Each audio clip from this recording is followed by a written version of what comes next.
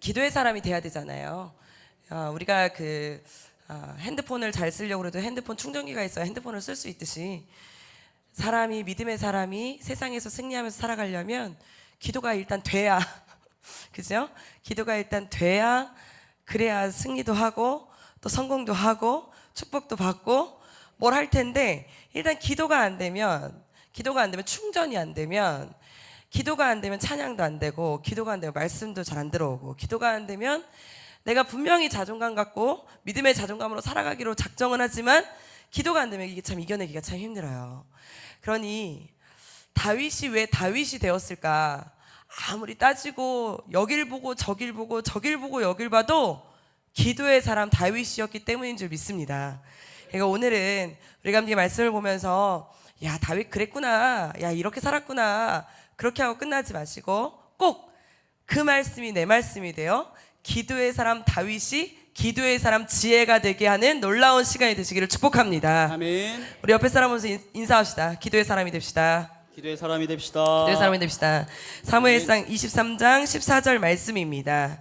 우리 사무엘상 23장 14절 말씀, 우리 함께 큰 소리로 읽을까요? 시작. 다윗이 광야의 요새에도 있었고 또 십광야 산골에도 머물렀으므로 사울이 매일 찾되 하나님이 그를 그의 손에 넘기지 아니하시니라. 아멘. 아멘. 어제 이제 다윗이 골리앗을 물리쳤잖아요. 야, 살아생전에 그러한 기적의 역사를 맛보면 삶이 좀 변하면 좋겠죠, 그죠? 그리고 내가 살아가면서 그런 믿음의 막 기적과 전리품이 내 안에 있으면 진짜 인생의 탄탄대로가 펼쳐질 것만 같잖아요. 그런데 다윗 인생만이 아니라 우리가 꼭 그래요. 믿음으로 살아보기로 작정을 하고, 그리고 은혜를 이빠이 받으면 삶은 더 힘들고 더 어렵고 왜 그렇게 더 험난한지 모르겠어요. 네, 그래서 저도 오늘 문자가 들어왔네요. 그지 같다고. 진짜 그지 같네요. 인생이 그지 같다고. 인생이 그지 같아요. 그러니까 어떻게 얼굴 한번 보세요. 얼마나 그지 같은가. 우리 모두가 다 그러한 인생 가운데 살아가고 있잖아요. 아니, 다윗도 골리앗을 그렇게 쳐부시고, 아니 얼마나 멋있어요. 아니 그러한 기적의 역사를 맛봤으면, 그리고 모든 사람들 앞에서 진짜 내노라하는 승리를 그렇게 이루었으면 그 다음부터는 다윗의 인생의 길은 꽃길이어야 되잖아요. 꽃길. 그런데 다윗의 그때부터 험난한 세월은 시작됩니다. 그러니까 제가 사실은 골리앗까지의 말씀을 안 하고 이때부터 말씀을 전하고 싶었으나, 그래도 우리가 처음부터 너무 처참한 이야기만 한 3, 4일 연속으로 들으면 지치고 쓰러져 낭망하고 힘들고 지치실까봐 제가 그래도 막 기름 부으시고 막 없어 보이는 애 하나님이 선택하시는 거 이야기 얼마나 도전됩니까? 없어 보이는 애를 선택하신 거 진짜 너무 도전되잖아요. 작은 애가 큰 애 이긴 거, 그거가 우리가 항상 소망하는 거잖아요. 하나님, 내가 가진 건 없으나 가진 거 많은 사람을 눌러 이기게 하옵소서. 이게 우리의 기도 제목이잖아요. 그러니까 여기까지는 우리가 바라고 원하고 했던 기도의 제목들이 1편, 2편에 있었다면 3편부터는 진짜 이제는 우리가 예수를 믿고 믿음 생활을 하고 교회를 다니면 다닐수록 왜 벼는 자꾸 숙여지는지 모르겠어요.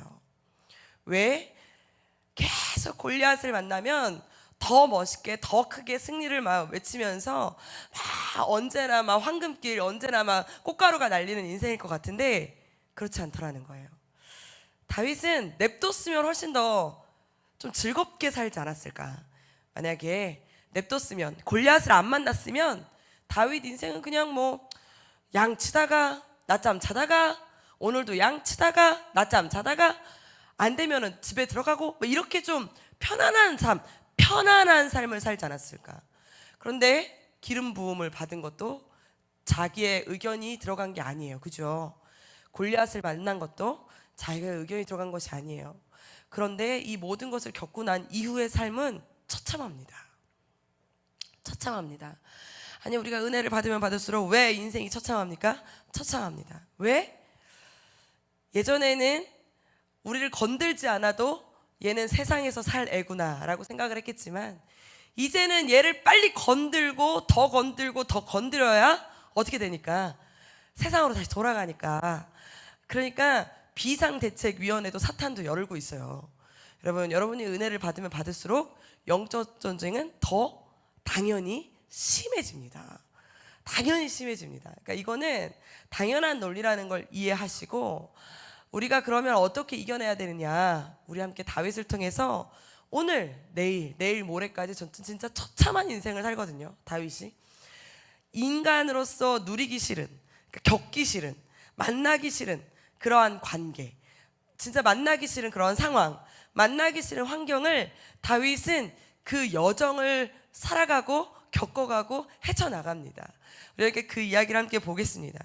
생각해 보십시오. 오늘 본문은 어떠한 본문이냐면 다윗이 골리앗을 딱 이기고 돌아온 이후의 사건이에요. 그러면 생각해 보세요. 골리앗을 이기고 돌아왔을 때 그때 당시에 있었던 이스라엘 백성들은 약간 눈치가 조금 없었던 것 같아. 이스라엘 백성들이 얼마나 눈치가 없었는지, 다윗과 이제 사울 왕이 골리앗을 쳐부수고 이스라엘로 이제 다 황궁을 하고 있었잖아요.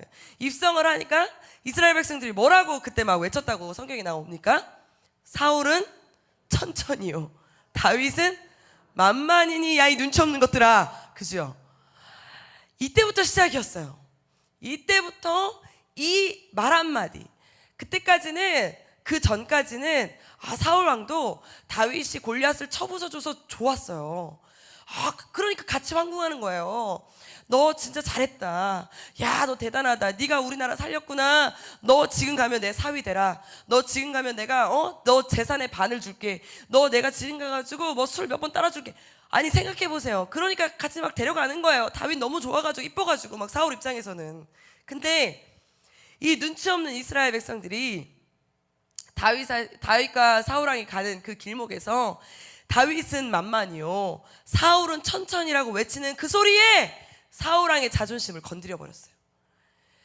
그 전까지는 괜찮았는데 사울 왕이 이 말 한마디를 듣자마자, 사람이요, 여러분 진짜 신기한 게요, 우리는 그래서 사단이 우리를 가장 쉽게 유혹하면서도 가장 우리를 많이 건드리는 부분이 어디냐?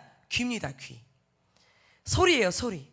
말 한마디로 쓰러지게 만들고, 말 한마디로 좌절하게 만들고, 말 한마디로 낭망하게 만들고, 말 한마디로 우울증 걸리게 만들고, 사실은 현상은 아니거든요. 아직 일어나지도 않은 상황이거든요. 그런데 말 한마디로 무슨 말을 만드느냐? 너 죽을 거래. 아직 안 죽었어요. 너 죽을 거래. 그러면 먼저 죽어.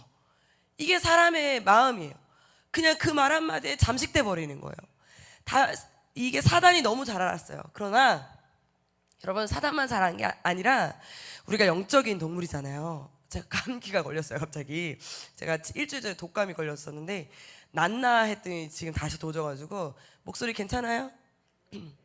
그랬어도 뭐 알아만 들으시면 되죠. 적당하게 지금 약 기운에 취해가지고 그 뭐 원고하고 상관없이 가도 뭐 알아서들 하나님이 역사하시겠죠. 네, 뭐 알아서 들으세요. 그러면 여러분 생각해 보세요. 하나님은 우리를 만드신 분이세요. 할렐루야. 하나님이 더 잘 아시잖아요. 그러니까 우리가 얼마나 취약한 부분이 귀라는 것도 아시지만, 또 우리의 이 마음가짐, 삶의 보습, 비전, 영향력, 이 모든 것에 좌우하는 것이 귀라는 것도 너무 잘 아신 거예요.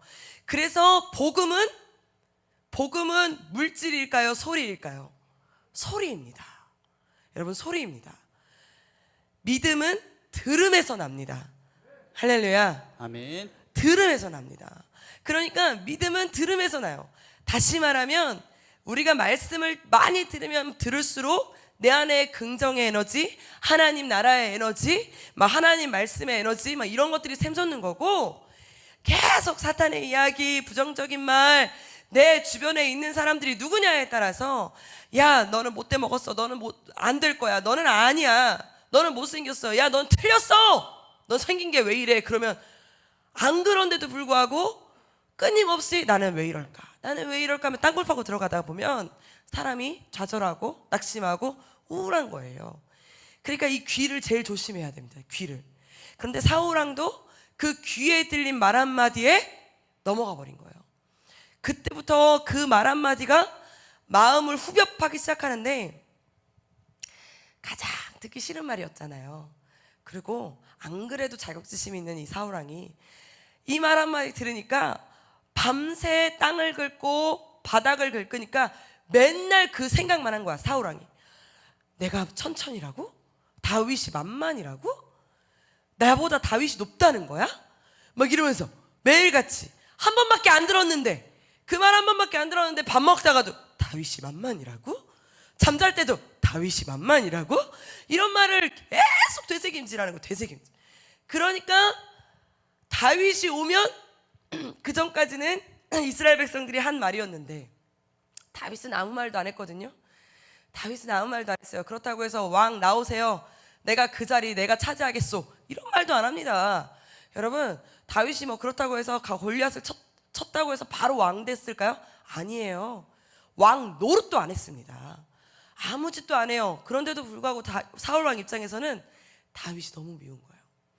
하루는 사울 왕이 계속 마음이 막 어지럽고 막 아프고 막 쓸쓸하고, 이게 이 시기와 질투 속에 이게 어떻게 감정 조절이 안 되고 우울하고 공황장애 막 이게 어떻게를 못 하겠으니까 나를 위로할 악사를 불러라 그래요. 근데 그게 누구였게요?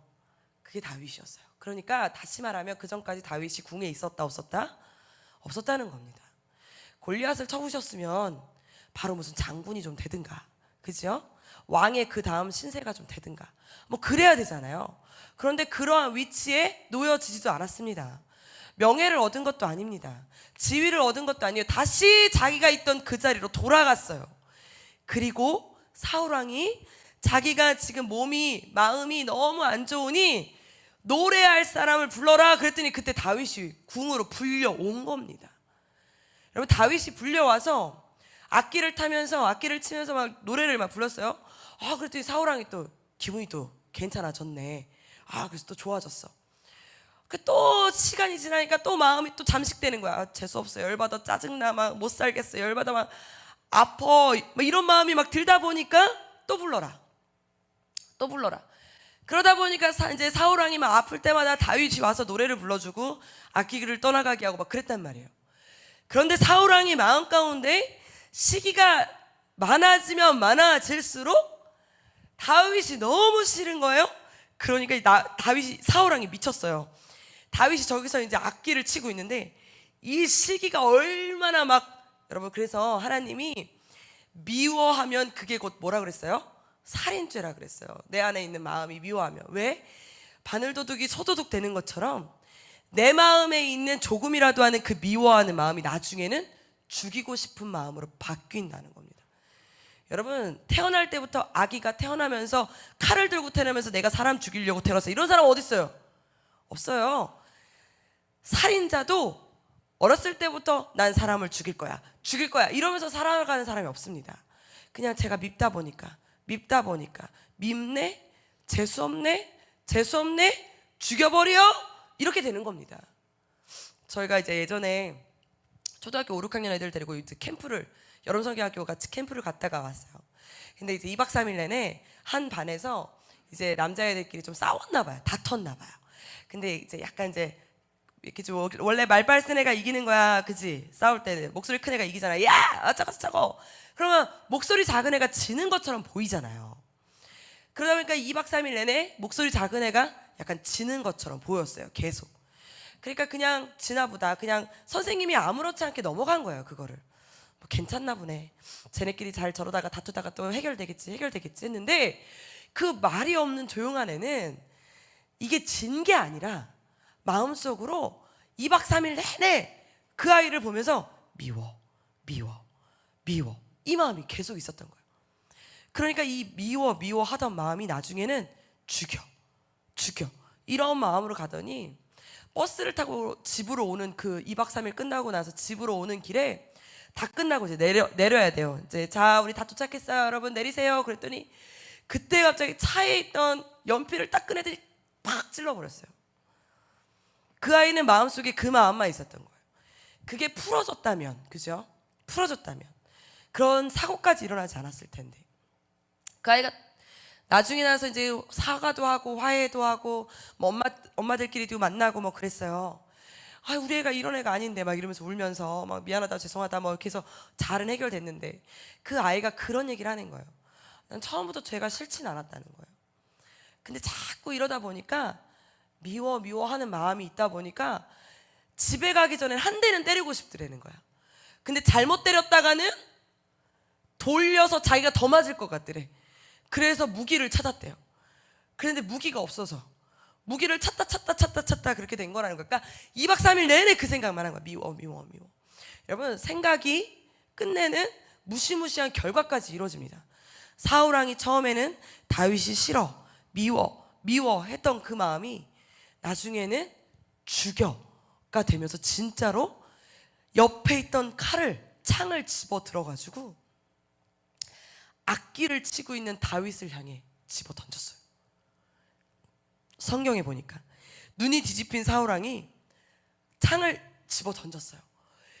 근데 그게 한 번 집어 던진 게 아니라 다윗이 딱 피하니까 맞을 때까지 집어 던진. 그러면서 막 욕을 하기 시작해. 다윗 죽여! 저 새끼 죽여! 이러면서.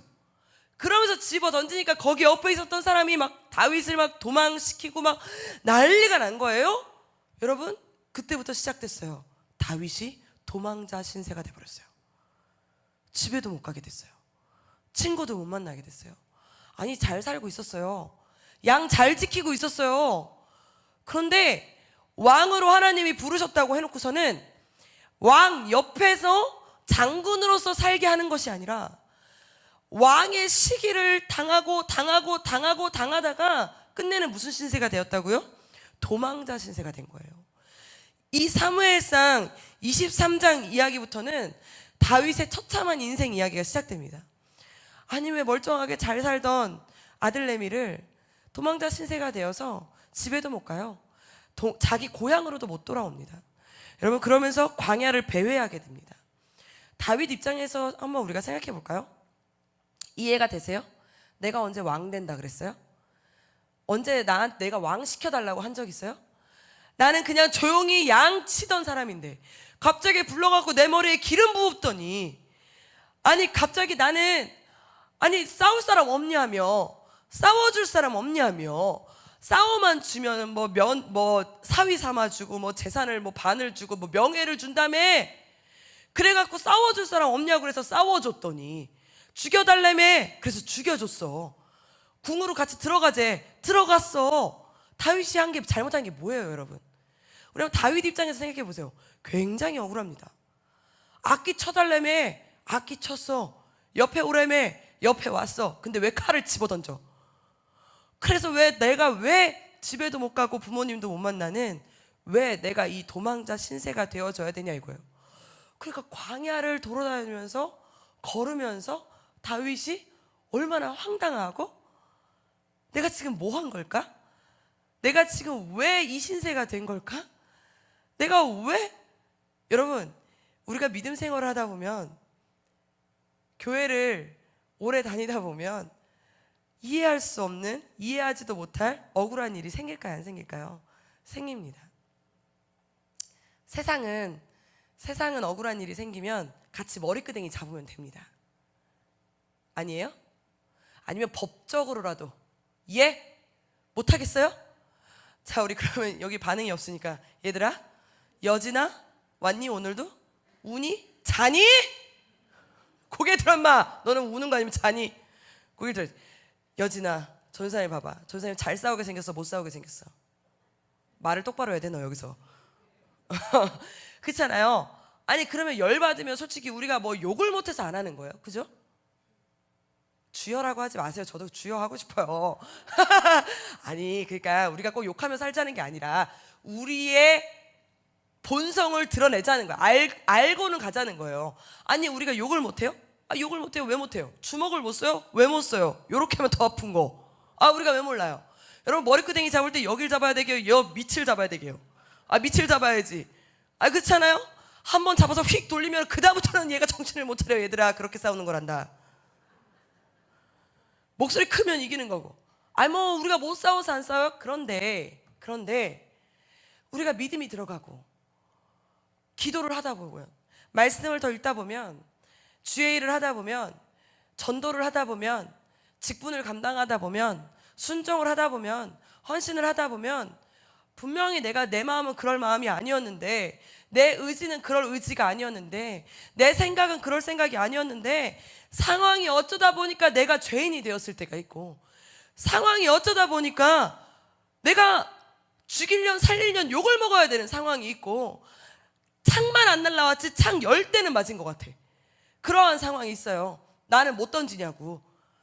속으로는 하나님, 내가요 창 잘 던집니다. 내가 10번은 던져서 저 사람을 맞추게 해주십시오로 하고 싶지만, 던졌다가는 교사로서 부응이 안 될까봐, 집사로서, 그지요? 뭐 장로로서, 아니면은 전도하다 보면, 이렇게 하다 보면 교회의 문 닫힐까봐, 하나님 영광 가릴까봐 못 싸워서가 아니라 안 싸우는 거잖아요. 그죠? 욕을 못 하는 게 아니라 안 하는 거잖아요.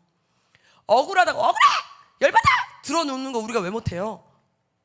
들어눕는 게 못하는 게 아니라 안 하는 거잖아요. 그래서 끝까지 하잖아요. 괜찮아요. 아유 죄송해요. 제가요 그 사역을 하면서 제일 억울했을 때가 언제인지 아세요? 어떤 아이 둘이 이제 계단을 내려가면서 싸운 거예요. 5학년 애들이, 여자애들이.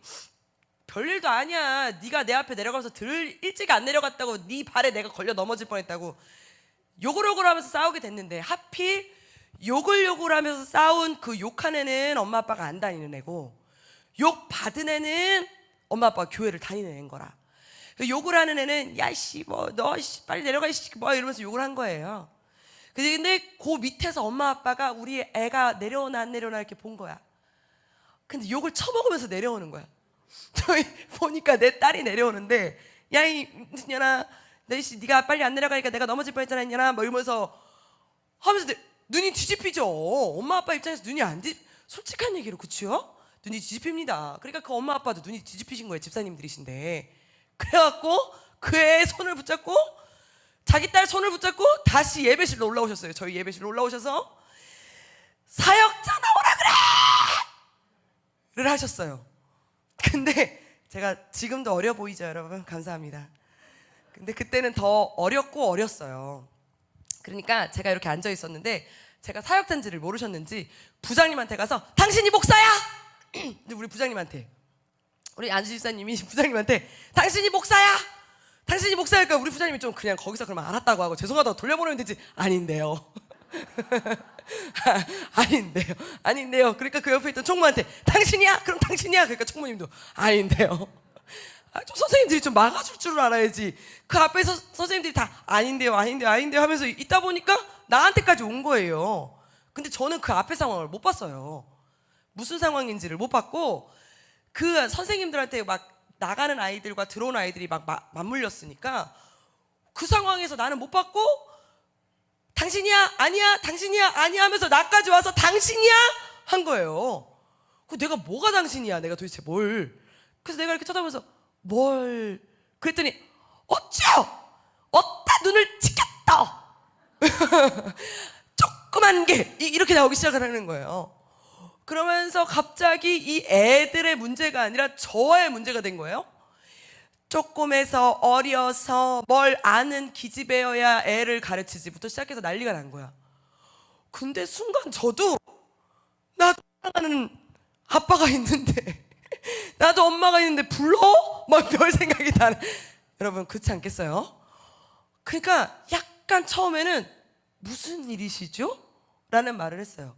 근데 느낌이 딱 오잖아요. 그래서 이제 벌떡 일어나서 죄송합니다. 그랬더니 이제 옆에 있던 아빠가 그만해 이제 이렇게 됐어요. 그런데 이제 끝까지 어머니가 야 이년아 더 사과를 해야지 막 이랬어. 이해가 안 되세요? 여러분 여기도 계실지 몰라요. 제가 지금 몰라서 그렇지. 저희 목사님들 심심한 위로를 표합니다. 아니 모를 일이잖아요. 근데 그분이 그랬어요. 알고 봤더니 의사예요. 의사신데 당신이 뭔가 스트레스를 쌓을 때 나중에 이제 이틀 뒤에 사과 문자 오시고 막 전화 오시고 찾아오시고 막 과일 한 상자 들고 자기 미안하다 막 그러셨지만, 사실은 진짜 저 사직서 낼 뻔했잖아요 그때. 그러면서 제가 조용히 이제 욕을 혼자 처먹고 저 아무 말도 못하고 그냥 욕만 처먹고 2부 설교를 하러 올라가야 되는데 설교가 안 되더라고요. 여러분 저도 사람이에요. 감정이 있는 동물이잖아요. 그러니까 제가 올라가가지고 그날따라 하필 또 왜 사도 바울 설교야. 여러분 전도를 하다 보면 고난을 당합니다. 그러니까 애들이 갑자기 아멘 우리 전수님 오늘 은혜를 주시네. 막 이래서 내가 2부 설교를 제대로 못하고 내려와서 책상에 앉아갖고 막 엉엉 온 거예요. 한 5시간을. 그러면서 못 해먹겠다고 막. 근데 그때 말씀이 다시 한번 생각이 나더라고요. 그래 너 의를 위하여 핍박 받았다. 이 말씀을 딱 주시는데 평안이 오더라고요. 그래서 제가 이제 어머니 아버지랑 이제 따로 살 때니까 전화를 드렸죠. 이런 일이 있었다. 그러니까 목회자 자녀를 두신 부모님들은 목사님 딸이 힘들어 이래서 아마 우리 엄마 아빠도 의사였으면 어떤 년이야 이랬을 거예요. 우리 엄마도 그 기집애 어떤 년이야 내가 가지고 머리끝 해가지고 그냥 내가 좀 이랬을 텐데 우리 어머니 아버지 원래 그런 거야. 사역은 원래 그런 거야. 잘 참았어. 그러고 참아야 돼. 근데 갑자기 어머니 아버지 그러니까 내가 이제 아니 나는 못 살겠다고 난 못 해먹겠다고 난 오늘 사임한다고 그러는 거 아니야. 주의 일은 그러는 거 아니야. 너 금식하고 와. 기도 이러시더라고요. 여러분 부모님이 그러시니까 더 열받긴 하던데요. 지금 생각하면 참 바른 믿음을 가르쳐 주셔서 감사하죠. 그런데 하여튼 간에 여러분 우리가 생각지도 못한 그런 일을 당했을 때가 제일 억울하잖아요. 다윗이 지금 그래요. 근데 다윗만 그런 게 아니에요. 우리도 그래요. 우리도 믿음 생활하다 보면 교회 생활하다 보면 안 그러겠습니까? 그런데 그럴 때마다 제가 어제 말했듯이 뭘 선택해라? 선을 선택해라. 왜?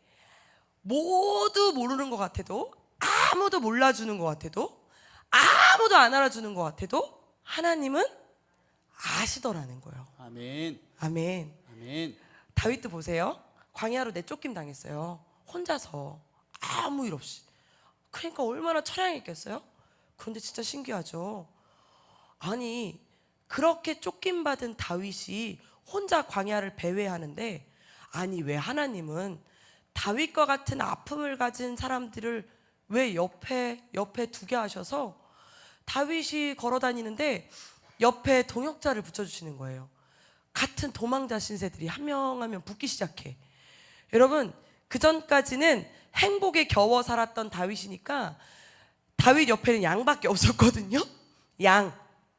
양떼들밖에 없었는데 도망자 신세가 돼서 도망자로 광야를 걸으니까 도망자 A가 옆에 붙어요.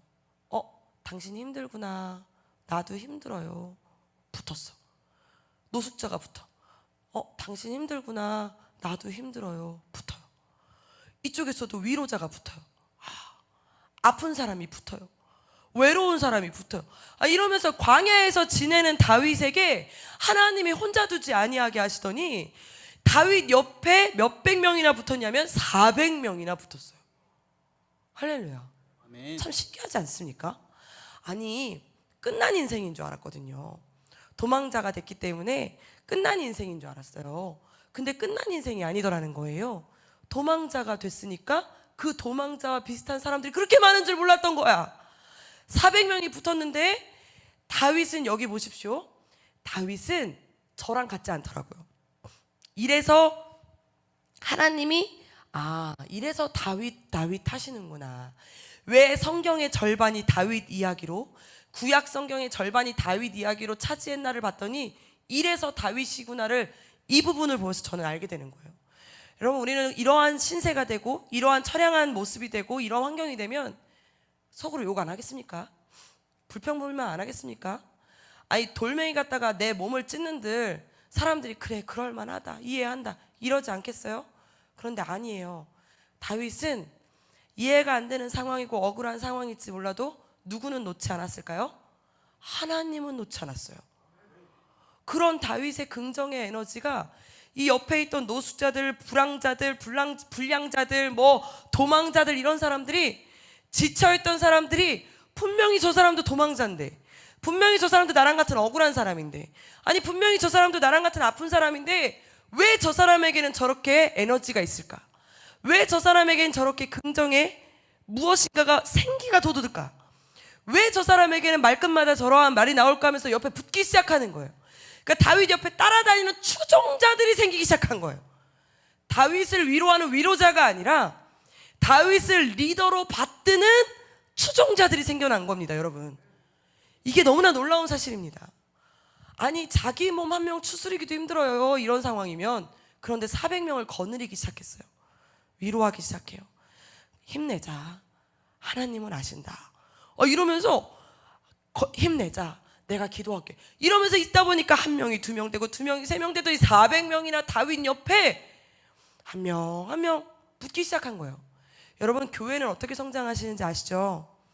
우리가 불로불로하고 기도하고 뭐 떡볶이 사주고 햄버거 사주고 이런 걸로 성장하는 것 같지만 사실은 1대1로 성장합니다. 교회는 하나님, 예수님의 이름으로 모인 친교하는 곳입니다. 할렐루야. 아멘. 그래서 우리는 믿음 생활이라 그랬어요. 생활. 그죠? 그래서 믿음 생활이에요. 예배를 열심히 드렸기 때문에 충전이 되는 건 맞아요. 그런데 여기 초신자가 와서 은혜를 받는 건 어떤 사람을 보면서 은혜 받는지 아십니까? 다윗과 같은 사람을 보면서 은혜를 받습니다. 아멘. 세상에서도 전도가 어떤 사람을 보면서 전도가 되는지 아세요? 야, 예수 믿자, 예수 믿자, 이런 사람을 보면서 전도가 되는 줄 아시죠? 아니에요. 야, 분명히 저 사람은 교회를 다니는데, 저 사람은 진짜 울고 땅 파고 있어야 될 사람인데, 아니, 저 사람은 왜 저렇게 어깨가 올라가 있지? 아니, 저 사람은 왜 저렇게 언제나 사람을 위로하지? 자기가 위로도 받아도 모자를 파네, 왜 저렇게 사람을 위로하지? 궁금한 거예요. 그러면서 찾아오는 겁니다. 그러면서 옆으로 붙는 겁니다. 그러면서 같이 다니는 겁니다. 아멘. 그래서 소그룹이 중요한 거고, 그래서 동역자가 중요한 거고, 중보기도가 중요한 겁니다. 아멘. 여러분, 내 옆에 있는 사람이 나를 통해 축복의 통로가 되고 영향력 있는 하나님 나라가 되는 줄 믿으시기 축복합니다. 아멘. 바로 이겁니다. 다윗이 있는 그 자체로, 표정 하나로, 말투 하나로 400명이 따라붙었어요. 400명이 그냥 전도, 개척교회를 했는데, 그러니까 여러분 생각해보세요. 아무것도 없는 땅바닥에 개척을 했는데 400명이 전도된 거예요. 주님, 회개합니다. 회개합니다. 그죠? 우리는 이렇게 건물도 있고, 하나님 다 있는데 이 도망자인 다윗보다 우리 몇 명 전도했습니까? 말하지. 여러분, 다윗은 400명이나 붙었습니다. 이 그일라 땅에, 그러면서 400명과 함께 진치며 살았어요. 도망자 신세들끼리 모여서 서로 위로하면서 400명을 거느리고 산 거예요. 자기 혼자도 추스리기 힘들었던 다윗이. 근데 자, 여기서 보십시오. 여기서가 제일 중요한 부분인데, 그일라 땅에 블레셋이 쳐들어왔다는 이야기를 들었어요. 다윗이 도망자 신세로 있었던, 숨어있던 그 땅에 블레셋 군대가 쳐들어왔다는 이야기를 듣게 된 겁니다. 여러분, 잘 보세요. 다윗은 지금 사울왕에게 쫓기는 신세입니다. 도망자 신세입니다. 그러면 숨어 있어야 돼요. 그렇죠? 이게 상식적인 이야기예요. 근데 블레셋 군대가 그일라 땅으로 쳐들어왔다는 이야기를 듣자마자 다윗이 뭐 하기 시작하는지 아십니까? 우리 한번 성경 봅시다. 우리 1절 말씀이에요. 1절, 2절 큰 소리로 시작. 사람들이 다윗에게 전하여 이르되, 보소서 블레셋 사람이 그일라를 쳐서 그 타작마당을 탈취하더이다 하니, 이에 예, 다윗이 여호와께 묻자와 이르되가 신기한 거예요. 무슨 말씀이신지 아세요? 도망자 신세인 다윗은 자기가 도망자든 왕궁에 있든 어떠한 자리에 있든 누구에게 물었다? 하나님께 물었다. 여러분, 힘든 일이 생기고 의심할 일이 생기고 억울한 일이 생기면 사람 찾아가지 마세요. 사람 찾아가면 똑같은 말 합니다. 그 사람도 내 입장을 대변해서 해주는 말인 것 뿐이지, 그 사람 내 말 어떠한 것도 책임져 줄 수 없어요. 나를 위로한다고 해서 위로되는 거 아니고, 나를 책망한다고 해서 노여워하지 마세요. 그 사람은 나에게 어떠한 도움도 줄 수 없어요. 그러나 하나님은 나에게 길과 진리요 생명이 되심을 믿으시길 축복합니다. 아멘. 하나님께 가서 여쭈는 거예요. 아멘. 여러분, 사람에게 가지 않았어요. 다윗은 하나님한테 가서 물었어요. 그랬더니 뭐라 그러시냐, 우리 한번 읽어볼까요? 시작. 내가 가서 이 블레셋 사람들을 치리이까 여호와께서 다윗에게 이르시되, 가서 블레셋 사람들을 치고 그일라를 구원하라 하시니. 이게 무슨 생뚱맞은 기도입니까? 이래서 우리가 기도하는 게 무섭다는 말이에요. 기도하면 꼭 내 생각과 상관없이 이런 기도가 나오지요. 기도 안 하면 전혀 생각할 수 없었던 기도가 여기 튀어나오는 거예요. 도망자 신세 주제에 숨어 있어야 되는 다윗 입장에서 갑자기 하는 말, 블레셋이 쳐들어오는데 어떻게 제가 나가서 싸울까요? 이 말이야 방구야. 넌 숨어 있어 인마. 그죠? 근데 여기서 하나님도 재밌어요. 뭐라 하세요? 네가 가서 싸워라. 네가 그일라를 구원할 거다. 이 말을 듣더니 다윗이 갑자기 탁 일어나더니 아멘 하고 일어나는 거예요. 여러분, 이게 기도의 사람의 특징인 줄 믿으시길 축복합니다. 아멘. 여러분, 우리도 기도할 때마다 하나님이 나에게 응답하시면 얼마나 감사합니까? 여러분, 오늘은 우리 기도합시다. 기도하면 하나님이 내 생각과 내 주장과 내 기준과 상관없이 하나님의 생각으로 부어주실 줄 믿습니다. 아멘. 그러면 하나님이 나에게 비전을 주시고 하나님 나에게 갈 길을 알려주시고 밝히 보이시는 분이신 줄 믿으시기 축복합니다. 아멘. 그 하나님이 말을 하는 거예요. 그러니까 이제 다윗이 갑자기 400명을 불렀어. 뭐야. 자, 우리가 그일라 땅을 구원할 거다. 어이가 없는 거죠. 아니, 우리 지금 도망자 신세들끼리 모인 거라니까요. 방탕자들끼리 모인 거라니까요. 우리가 군인이 모인 게 아니고 장병이 모인 게 아니고 우리는 위로자들끼리 모인 거라고요. 한마디로 우울증, 공황장애, 감기 환자, 암 환자, 안진뱅이, 허리 아픈 사람, 이런 사람들끼리 모여 있는 거예요. 이렇게. 그런데 거기서 다윗이 뭐라 하냐면 싸웁시다! 전쟁합시다! 허리를 이렇게 잡고 있던 분이 뭐라 그럴까요? 내 허리부터 전쟁에서 이기게 하옵소서. 이런 말 하지 않겠습니까? 전쟁합시다! 내 마음이 전쟁이요 지금. 이런 말 하지 않겠어요? 400명한테 가서 말하니까 400명이 어이가 없는 겁니다. 그러니까 막 말리기 시작했어요. 지금 이해가 되십니까? 왜 그러십니까? 다윗 왜 그러세요? 지금 당신 지금 도망자 신세라 우리 튀는 행동했다가는 당신 죽을 수도 있어요. 사울왕한테 잡혀갈 수도 있어요. 그러니 지금 말이 안 되는 이야기예요. 우리가 그일라 땅 구원하지 않아도 돼. 우리는 도망자 신세야. 그냥 들어가서 숨자. 이렇게 얘기했단 말이에요. 여러분, 사람들이 다윗을 뜯어말리자 다윗이 그 사람들과 이야기하고 토의하고 논의하지 않았어요. 더 재미있는 말이 한마디가 더 나옵니다. 우리 한번 4절 말씀 한번 읽어볼까요? 시작. 다 읽어보세요. 시작. 다윗이 여호와께 다시 묻자온데 여호와께서 대답하여 이르시되 일어나 그일라로 내려가라. 내가 블레셋 사람들을 내 손에 넘기리라 하신지라. 할렐루야. 아멘. 그래서 진짜 싸우러 가요.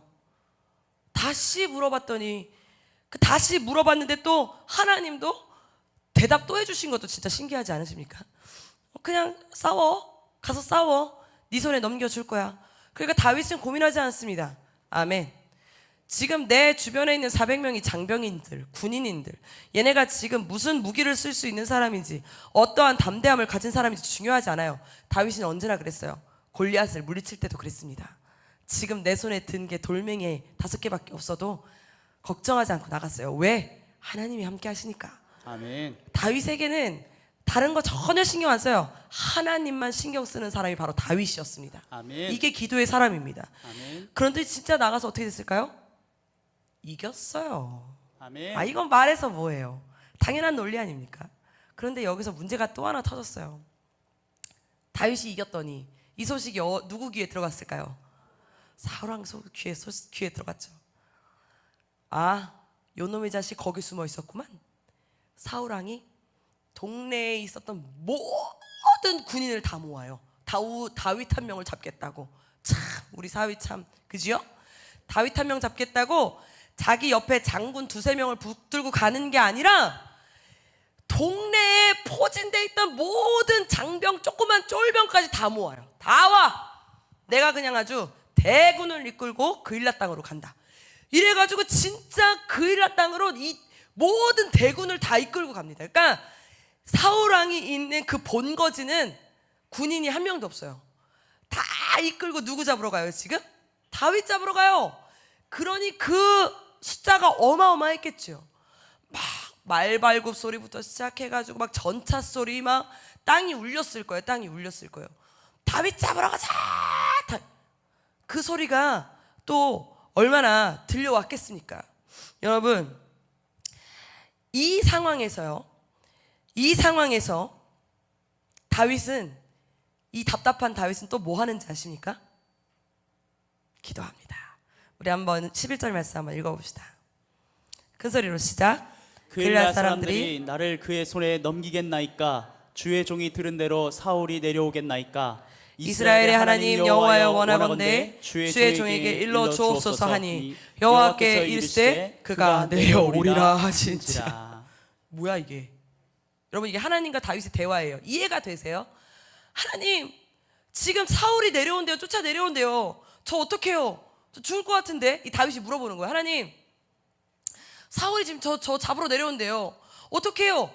아니 그렇게 물어보는 다윗도 웃기지만 여기서 또 대답해 주고 계시는 하나님이 더 웃겨요. 하나님 뭐라 그래요? 그래 지금 내려오고 있다. 놀려요? 그죠? 여러분 놀립니까? 그런데 여기서요 쫓기는 신세가 돼요. 막 그 내려온다 이 말을 듣고 또 다윗은 사울 왕은 내려온다는 소식을 듣고 다윗이 막 그 사람들을 또 이끌고 막 또 도망을 막 가야 돼. 어떻게 해? 쫓아 내려온다는데 그죠? 도망을 막 갑니다. 도망을 막 가는데 참 신기해요. 분명히 400명이었던 다윗 밑에 함께 했던 사람이 600명까지 늘어요. 600명까지나 늘었습니다. 아니 지금 혼자 도망쳐도 살까 말까 한 상황입니다. 그렇죠 여러분? 근데 600명 그것도 군인 600명이 아닌 위로가 필요한 사람 보호가 필요한 사람 600명이 늘어났으니 600명을 데리고 도망을 가고 이쪽으로도 도망가고 저쪽으로 도망가 보니 도망이 가지겠어요? 당연히 못 가겠죠. 심리도 못 가서 발병이 나버렸어요. 그래서 십광야에 머물러요. 여러분 제가 십광야 이름 외우기 쉽지 얘들아. 십광야에 머무르는데 이 10사람들이 얼마나 못된 10사람들인지 이 10사람들이 글쎄요 다윗이 우리 십광야에 머물렀네? 보자마자 이 못돼 처먹은 10사람이 사울왕에게 가서 꼰질러요. 우리 십광야에 지금 다윗 숨어있다고 빨리 오시라고. 지금 근데 옆에 막 사람들이 얼마나 많은지 다윗 어차피 도망 못 간다고 빨리 오시라고 막 이래가지고 10사람들이 가가지고 꼰질르니까 사울왕이 이때다 싶어하고 막 우르르 막 쫓아갑니다. 어떻게 됐을까요 여러분? 하나님은 하나님의 사람을 절대 그냥 두지 않습니다. 아멘. 언제나 하나님은 끝까지 몰아치시지만 몰아치실 때는 하나님이 하나님 되심을 하나님이 하나님 사람을 어떻게 인도하고 어떻게 보호하심을 눈에 밝히 보이기 위해 이때까지 가는 거예요. 아멘. 보세요. 끝까지 도망쳐서 막 진짜 덜덜덜덜덜 떨고 십광야에서 숨어가지고 있는데 갑자기 여러분 갑자기가 되게 중요해요. 갑자기 그때 전갈이 와요. 사울 왕에게 왕이시여 우리 본진이 지금 포위됐습니다. 이게 무슨 말이야? 여러분 지금 본진에 지금 쫄병이라도 있다 그랬어요? 쫄병도 없어. 포졸도 없어. 다 다윗왕 잡겠다고 데리고 내려왔잖아요. 그럼 본진이 함락되면 어떻게 되는 거예요? 사울왕도 똑같이 도망자 신세 되는 거예요. 그러니까 갑자기 사울왕이 머리를 이렇게 딱 굴려보니까 이거 계산이 안 나와. 잠깐 다윗 한 명 잡겠다고 우리 집을 다 내줘? 말이 안 되잖아요. 후퇴! 이래가지고 사울왕과 그 모든 군인들이 다 후퇴해버려요. 십광야까지 왔다가. 여러분 그 소식을 다윗이 들었어요. 그리고 그 옆에 있던 600명도 들었어요. 어떤 마음이었을 것 같으세요? 소름이 끼치지 않았을까요? 하나님이 하시면 되는구나. 아멘. 여러분 우리가 믿음의 자존감을 어디서 올려야 됩니까? 예전에 제가 이제 우리 기도를 할 때 이런 기도를 한 적이 있었어요.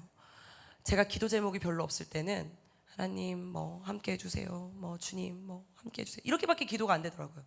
근데 기도 제목이 진짜 막 이거는 내 힘으로 안 되는 그러한 기도 제목 있잖아요. 그러한 기도 제목이 내 앞에 딱 닥치면 하나님 오늘도 함께 해주세요 이렇게 기도가 절대 안 나와요. 이 기도를 안 하면 해결이 안 되니까 어떻게 기도합니까? 주님이라고밖에 안 되는 거예요. 여러분 우리가 기도를 할 때 그냥 이렇게 의자에 앉으셔서 지금 되게 편하게 기도하시잖아요. 허리가 이렇게 편하시죠? 그러면은 기도할 때 이렇게 약간 이렇게 주님 하다 보면은 살짝 졸려. 그죠? 주님이 자라 이렇게 들려요. 그런데 정말 내가 오늘 기도 안 하면은 내가 진짜 이거는 해결 안 보면 안 되겠다 싶으면 무릎 꿇습니다. 아멘. 왜 무릎 꿇는지 아시죠? 잠 안 옵니다. 여러분, 무릎 꿇고 잠자는 사람은 이 세상에 없습니다. 고개를 쳐 듭니다. 고개를 숙이는 게 아니라.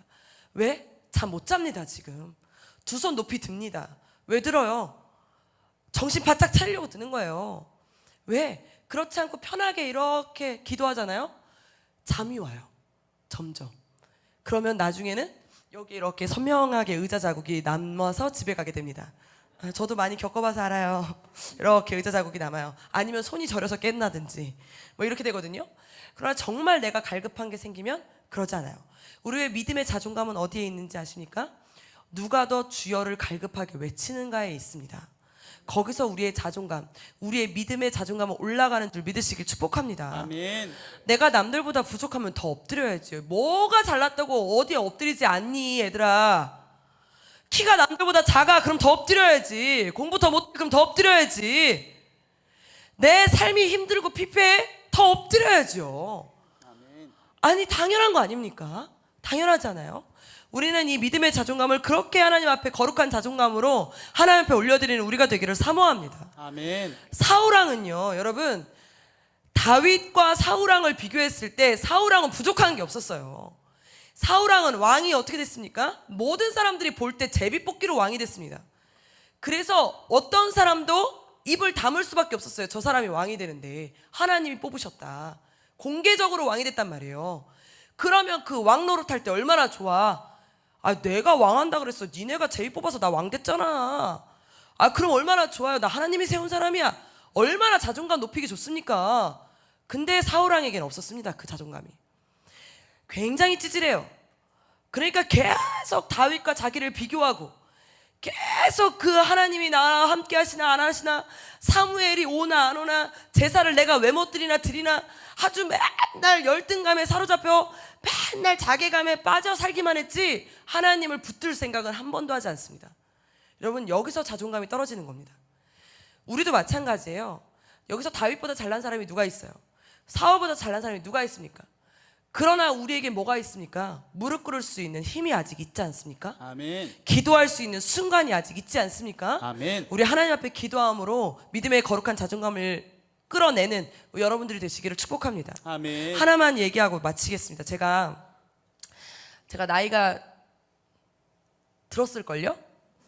꽤 있어요. 제가 아까 보니까 최근 목사님보다도 누난 것 같더라고요. 제가 웬일이야. 생긴 건 아닌데, 그죠? 근데 하여튼 사역을 지금 15년 16년 차 하고 있어요. 사역 10년 차 하고 있는데, 제가 처음에 사역을 시작할 때 어린이 찬양 율동 강사로 시작했어요. 어린이 찬양 율동. 근데 제가 다리를 어렸을 때 심하게 다쳤어요. 그러니까 오른쪽 다리를 심하게 다쳤어요. 오른쪽 다리를 심하게 다쳤는데, 그 아버지가 목사님이셔서요, 꼭 그러신 건 아닙니다. 가난해서 그런 것도 아니고요. 제가 봤을 땐 왜인지 모르겠지만 병원을 안 데려가셨어요. 파스를 붙이셨어요. 물 파스를 붙이셨어요. 이건 삔 거야. 괜찮아. 그래가지고 그러다 보면 또 낫잖아요. 그것도 지내다 보면 또 뼈. 그럼 괜찮아. 이거 삔 거야. 이렇게 지냈었어요. 근데 나중에 아예 못 걷게 된 거예요. 제가 오른쪽 다리를. 그래서 큰 병원을 갔어요. 큰 병원을 갔더니 이 오른쪽 발목에 있는 복숭아뼈가 계속 삐면서 얘가 이제 부러졌었는데, 알고 봤더니 복숭아뼈가 부러졌었는데 이거를 붙였어야 되는데 안 붙이고 조금 나으면 걸어 다녔다가 또 했다가 나으면 걸었다, 이러니까 얘가 이제 복숭아뼈가 이렇게 심줄이 이렇게 감싸고 있는데 움직이려면 얘가 복숭아뼈가 이렇게 움직여야 된대요. 그러면은 깨진 게 또 이렇게 달랑달랑 했다가 또 붙었다가 달랑달랑 했다가 얘가 아예 썩어서 문드러서 없어버렸어요. 그래서 오른쪽 복숭아뼈 반이 아예 사라져 버렸어요. 그러면서 이제 염증으로 막 가득 찼겠죠. 그러니까 당연히 못 걷죠. 어떻게 걸어요? 병원에 갔더니 진짜 그 의사 선생님 지금도 내가 기억납니다. 젊으셔가지고 말이지, 얼마나 겁을 주는지 다시는 못 걷게 된다는 거예요. 얘는 다시는, 어머니 왜 이제 얘를 데리고 왔어요? 얘는 다시는 못 걷게 된다는 거예요. 근데 그때 당시엔 그게 이제 피부로 안 와닿아요. 어렸을 때니까 피부로 안 와닿아요. 어렸을 때니까 피부를 안 와닿지만 내가 이게 이제 너 다시는 못 걷게 될 거야. 엄마는 천천병력인데 저는 막 그닥 잘 모르겠는 거예요. 근데 엄마를 옆에서 보니까 엄마는 막 내 눈치를 보면서 막 울고 이렇게 계셔요. 요때가 기회다. 그래서 엄마 나 뭐 갖고 싶어. 그랬더니 어머니가 그래 뭐 갖고 싶어? 처음으로 백화점에 가서 백화점에 있는 핀 하나를 샀어요. 제가 지금도 기억합니다. 차지도 않으면서 괜히 엄마를 보니까 엄마가 뭔가 나한테 죄진 것 같고 뭔가 이런 느낌이에요. 혼났으니까 뒤지게. 근데 그 다음부터는 내가 고생하는 거잖아요. 내가 다리가 이제 진짜 못 쓰게 되고 못 걷게 되고 교정기를 껴야 되고 깨달아 매고 있어야 되고 막 이러니까 내가 고통스러워. 더 큰 병원을 갔어요.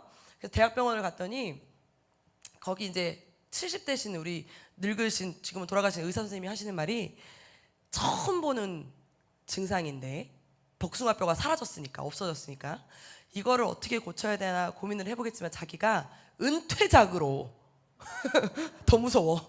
어떤 사람 아무도 안 고쳐준다는데 그분께서 하시는 말이 자기가 은퇴작으로 한번 고쳐보겠다는 거예요. 그래서 자기랑 노력을 한번 해보자는 거야. 자기 은퇴작으로 한번 해보겠다는 거야. 그러면서 노력을 한번 해보재. 그래서 저보고 2년 동안 다리에 이 힘이 붙게 교정기 이렇게 교정하는 거 있잖아요. 다리가 못 움직이게 하는 걸 끼고 다니라는 거예요. 여러분 제가 고등학생 때입니다. 고등학생 때 요즘은 바지라도 있지 그땐 다 치마였어요. 치마에 한쪽 다리 이딴만한 교정기 끼고 등교를 하려니까 등교하고 싶겠어요?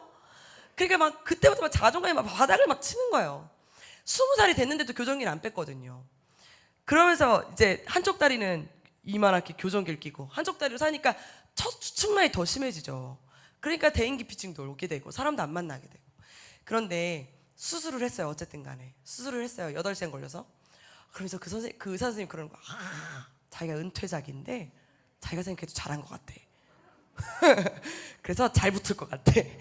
그러니까 3개월만 누워있으라는 거예요. 나보고 3개월만 누워있으면 잘 붙을 것 같다는 거예요. 단 5년만 교정기를 끼래요. 뭐 하자는 거야 지금. 그죠? 그러니까 이게 20살에 그렇게 됐는데 막 열받고 짜증나고 막 못 살겠더라고요. 그때 이제 다리를 깨달고 이렇게 할 수 있는 게요, 누워 있는 것밖에 없어요. 다리를 깨달고 누워 있으니까 학교도 안 가잖아요. 아무것도 안 하잖아요. 정말 무료한 거예요. 그러니까 할 수 있는 게 뭐냐면 손을 다치면 그래도 걸어라도 다닐 텐데 다리를 다쳐서 얘를 조금이라도 심장보다 낮게 내리면 피가 조금이라도 몰리면 다시 염증 생기면 이게 못 걸을 수 있으니까 절대 심장 밑으로 내리지 말라고 무조건 누워 있으라는 거예요. 할 수 있는 거라고 리모컨 들고 이렇게 TV 보는 거밖에 없어요. 이렇게 TV 보는 거밖에 없어요. 그러니까 TV만 보고 앉아 있었던 거예요. 근데 그때 뭐가 나왔냐면 개그 콘서트가, 니네는 잘 모르지? 지금 코미디 빅리그 같은 걸 한다. 개그 콘서트를 하는데 그걸 보면서 하는데 그때 제가 은혜를 받았잖아요. 누워서 개그 콘서트를 보는데 주여. 왜냐하면 여러분 이 개그 콘서트가 한 4분 코너가 4분에서 5분 정도밖에 안 되는데 아니 쟤네들은 저렇게 4분에서 5분 코너를 저렇게까지 열심히 하나?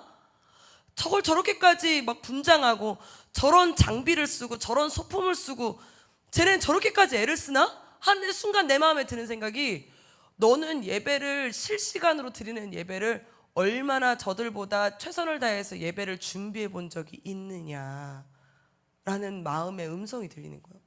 내가 누워있는데 네가 언제 그렇게 주의 일을 하면서 예배 드리러 간다고 하면서 저들은 저 4분짜리 코너를 준비하기 위해서 일주일 내내 고생하고 일주일 내내 고민하고 그리고 막 몇 천만 원을 들여가지고 저 4분짜리 코너를 완성시킨 다음에 그나마 저것도 박수를 받으면 이어지는 거고 박수를 못 받으면 사장되어지는 거니까 얼마나 덜덜 떨면서 저걸 하겠어요. 근데 우리는 매주 한 번 드리는 이 실시간 하나님 앞에 드리는 라이브 예배를 하나님이 기뻐 받으시는 예배로 드리기 위해 나는 얼마나 드렸고 얼마나 헌신했고 얼마나 준비했나 이 마음이 막 들면서 개그 콘서트를 보면서 회개를 했어요. 하나님 잘못했습니다. 제가 저들보다 하나님의 예배를 더 준비를 못했네요. 그러면서 다리를 이렇게 깨달아 맨 상태에서 하나님 제가 다리만 낫게 하시면 이게 우리의 기도 제목의 포인트 아닙니까? 그죠? 하나님, 다리만 낫게 하시면 제가 이제부터는 예배를 소홀히 하지 않겠습니다. 그리고 제가 교사를 그때 하고 있었는데 교사도 소홀히 하지 않겠습니다. 주님이 맡겨주신 모든 어떠한 것도 아니요, 못해요, 절대 못해요를 하지 않겠습니다. 그러니 다리만 낫게 해주세요를 기도했더니 그때 또 들리는 음성이 있어요. 뭐라 그러셨게요? 왜 꼭 나야 하냐? 지금 해. 그런 음성을 들리는데 아니 제가 지금 할 수 있는 게 뭐가 있을까 생각해 봤더니 그때 당시에 여기도 지금 그렇다고 그러시는데 그때 당시에 저희가 저녁 9시 기도회가 있었어요. 매일 월화 목토 담임 목사님이 인도하시는 9시 기도회. 근데 그 9시 기도회 찬양을 딱 한 곡 하셔요. 담임 목사님이 딱 한 곡을 하시는데 맨날 반주자를 찾으세요. 한 곡 하시면서. 그런데 반주자 없으면 혼나. 그 누가 9시에 딱딱 맞춰갖고 반주자가 그렇게 맨날 오냐고요. 그것도 담임 목사님 반주니까 아무나 못하잖아요. 놀잖아요 제가. 저녁 9시에 10분만 투자하면 되잖아요. 교회가 바로 옆이니까, 목사님 딸이니까. 우리 아버지가 그때 부목사님 때였을 때거든요. 그러니까 10분만 투자하면 되잖아요. 마음속으로 그 마음이 드는 거예요. 내가 그거 9시 기도에 반주 섬겨야겠다. 그래서 제가 목발을 짚고, 그때가 겨울이었거든요. 목발을 짚고 9시 기도에 반주를 하러 나갔어요. 반주를 하러 나갔어요.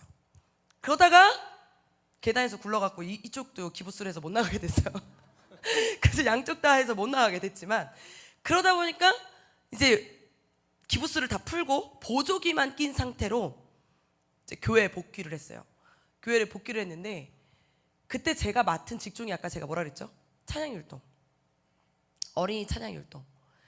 어린이 찬양 그때 당시는 초록 색깔 찬송가 피고 사막에 샘이 넘쳐 이런 식으로 찬양할 때예요. 아니면 그냥 가만히 있어서 아름다운 마음들이 모여서 돈으로도 이게 다예요.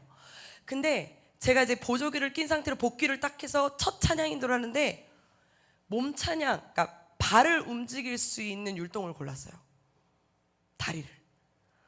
하나님, 내가 아직은 보조기를 끼고 있고 뛸 수도 없고 그렇지만 하나님이 맡겨주신 내가 딱 요 시간만큼은 정말 저들이 진짜 4천만 원 들여서 5천만 원 들여서 4분짜리를 준비한다면 어린이 찬양 초등학교 1, 2학년밖에 안 되는 그 애들 50명밖에 안 되는 뽀시래기들 여기 앉아있는데 걔네들을 위한 찬양 10분을 내가 준비하는데 일주일 동안을 내가 기도하면서 준비하면서 하나님, 내가 다리를 내가 한쪽 다리는 못 움직이지만 못 움직이는 한쪽 다리를 갖고도 최선을 다해서 준비하겠습니다.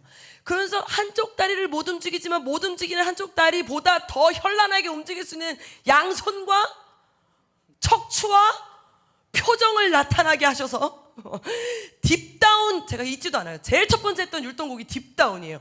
딥 했던 곡이거든요. 한쪽만 뛰면 돼요. 양쪽으로 안 뛰어도 돼. 그러니까 한쪽은 다리를 깨달아 매고 딥 하는 거예요. 딥을 하면서 뛰는데 제가 이제 아버지가 우리 목사님이시니까 아버지한테 이제 안수기도를 받고 나갔어요. 아버지 축복기도 해달라고. 나 오늘 찬양인도 해야 되니까 축복기도 해줘. 저 오늘 여기 오기 전에도 기도 받고 왔어요. 축복기도. 저는 아버지한테 축복기도 받는 거 좋아하거든요. 축복기도를 받고 왔어요. 그리고 나서부터 어린이 찬양 율동을 하는데 어쩜 분명 내가 상상한 만큼 움직이지 못해요. 그쵸? 내가 상상한 막 저기서부터 여기까지 뛰는 건데 나는 강대상에 가려져서밖에 못하죠. 한쪽 다리를 못 움직이니까. 그런데도 아이들은 의자 위로 올라가서 뛰니까 애들끼리 고백을 뭐라고 하냐면 유지혜 선생님이 찬양하는 게 제일 좋아요. 그러니까 제가 메인 찬양인도 자리를 꿰차기 시작하더니 캠프 찬양을 꿰차기 시작하더니 그러더니 강사로 뛰기 시작하고 그리고 오륜교회를 사실은 어린이 찬양 율동 강사로 들어간 거예요. 갔더니 김은호 목사님께서 그 돈 내줄 테니까 신학하라 그래가지고 갑자기 신학을 하게 된 거잖아요. 그러니까 찬양 율동만 하러 원래 간 거였는데 그냥 찬양 율동만 하지 말고 신학도 해. 왜 찬양 율동만 해? 돈 대줄 테니까 신학도 해. 이래가지고 신학을 하게 된 거거든요. 그러니까 여러분, 제가 지금도 제가 그렇게 막 심하게 뛰진 않습니다.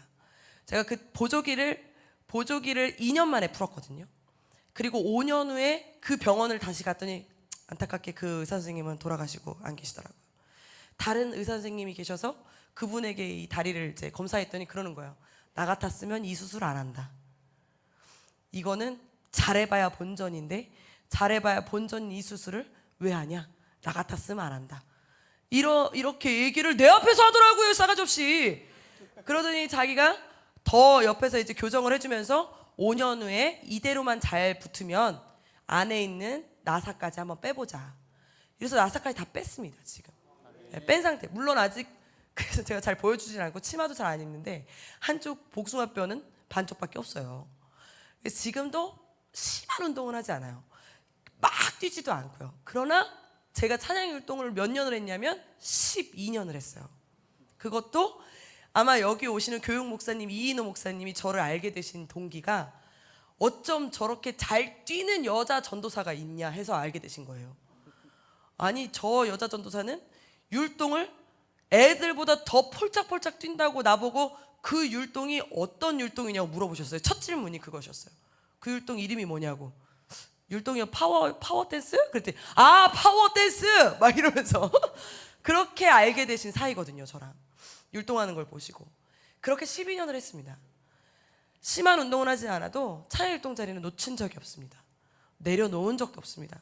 지금은 나이 들었다고 안 시키지만 그런데도 지금도 누군가 시키면 재작년에도 제가 우리 1학년 6학년 아이들 데리고 찬양 율동 40분씩 인도했습니다. 요즘은 다리가 아니라 숨이 차서 못하겠더라고요.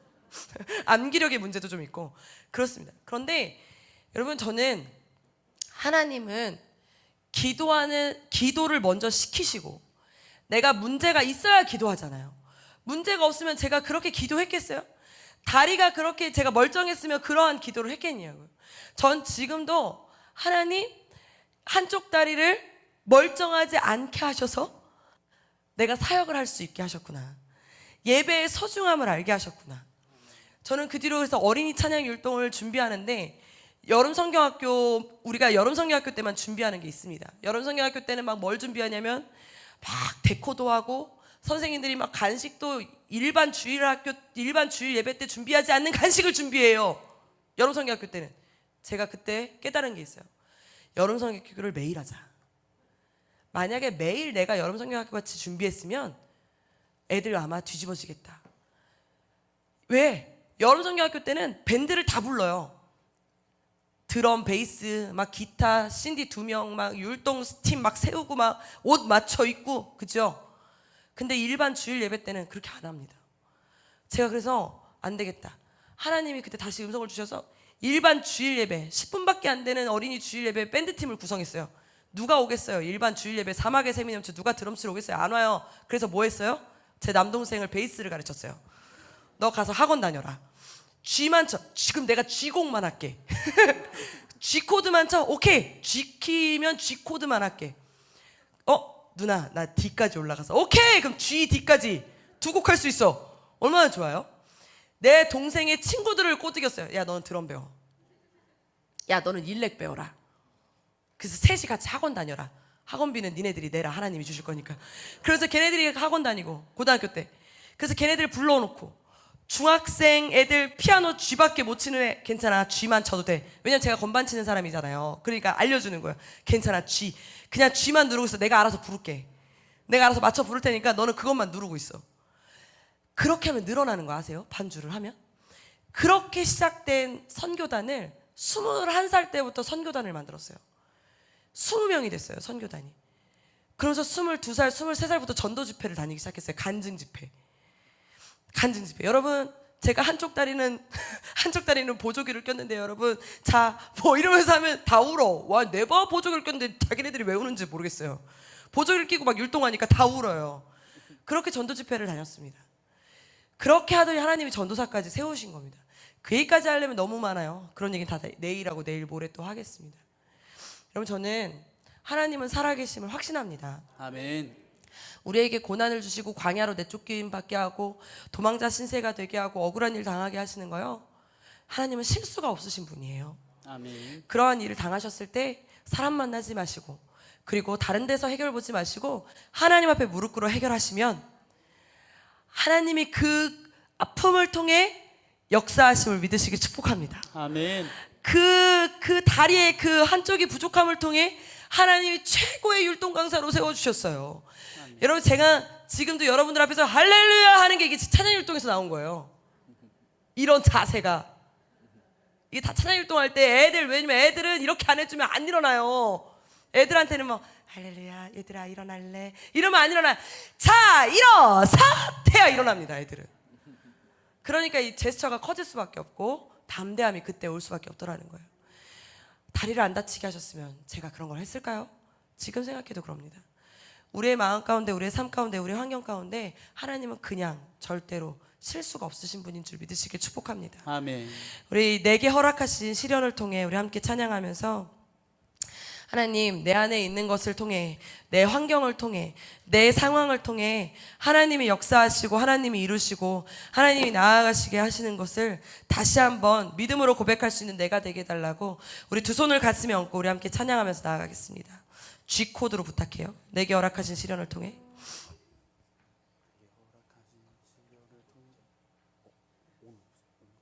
아, 이 곡이 아니었군요. 주님 우리게. 주님 우리게였군요. 네, 주님 우리게 할게요. 그러면 자, 우리 주님 우리게는 그냥 하면 안 됩니다. 우리 다 일어날까요?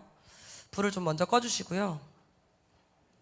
기도할 마음을 붙잡고 우리 일어납시다.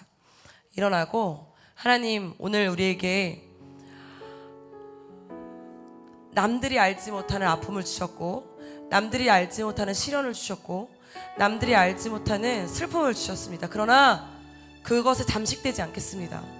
그것을 더 하나님 앞에 나와 더 갈망하는 것으로, 더 갈급한 것으로, 더 엎드려짐의 도구로 하나님 오늘 사용하여 주시옵소서. 아멘. 내가 아픈 만큼 더 엎드리게 하시고 내가 슬픈 만큼 더 주님을 찾게 하시고 내가 하나님, 내가 힘든 만큼 더 주님께 매달릴 수 있는 내가 되게 해달라고 우리 두 손 높이 들고 우리 함께 갈급한 심정을 담아 우리 찬양하며 나아갑니다. 아멘. 주님 우리에게 임하소서. 주님 우리에게 임하소서. 임하소서. 주님의 얼굴, 주님의 얼굴 간절히 구하니 거룩한 불꽃, 거룩한 불꽃 내리소서. 내 안에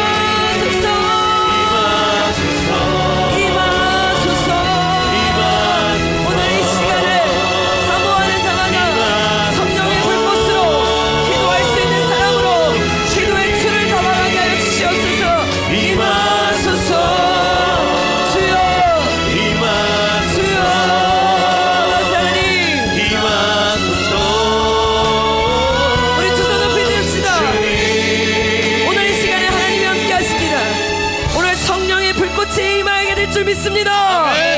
사모하는 자에게 강하게 역사하여 주시옵소서. 더 뜨겁게 만나 주시옵소서. 내가 부족하면 부족한 사람, 내가 문제가 있으면 있을수록, 내가 연약하면 연약할수록 더 앞으로 나오세요. 앞으로 나오셔서 우리 함께 무릎을 꿇고 주님 앞에 간구하는 마음으로 하나님의 은혜를 더하여 주시옵소서.